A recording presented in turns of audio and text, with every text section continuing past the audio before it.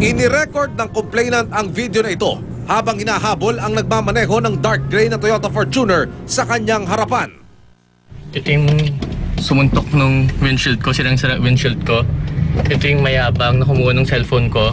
Muntik pa akong suntok-suntokin dun sa kalsada kanina. Di ko lang alam kung saan kami papunta ngayon. Ang driver daw ng Fortuner sinuntok ang windshield ng kanyang sasakyan matapos silang magkapikunan sa kalsada. Sa video makikita ang basag na windshield ng sasakyan ng complainant. Pagbaba niya, nandito siya. Tapos sinuntok niya yung windshield ko. Sa reklamong inihain ni Carl Wee, 26 anyos, Martes Santo nakikita niya ang driver ng SUV sa Santa Mesa, Maynila. Traffic, hindi na rin ako makausad. Doon bumaba yung driver. Okay. Tapos pagbaba niya, so nagbumura na siya.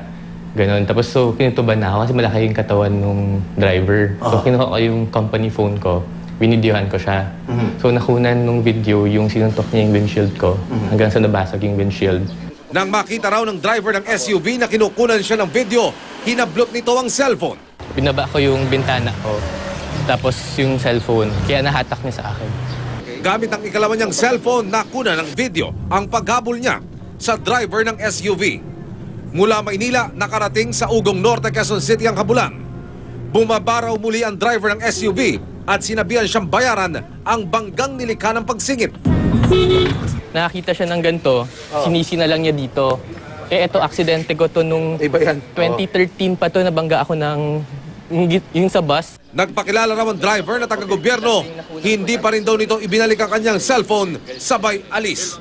Sa CCTV video na ito, pagkatapos mapasa kamay ng driver ng SUV, ang cellphone ni Wee, makikitang humimpil pa sa gitna ng kalsada ang SUV na lumikha ng traffic.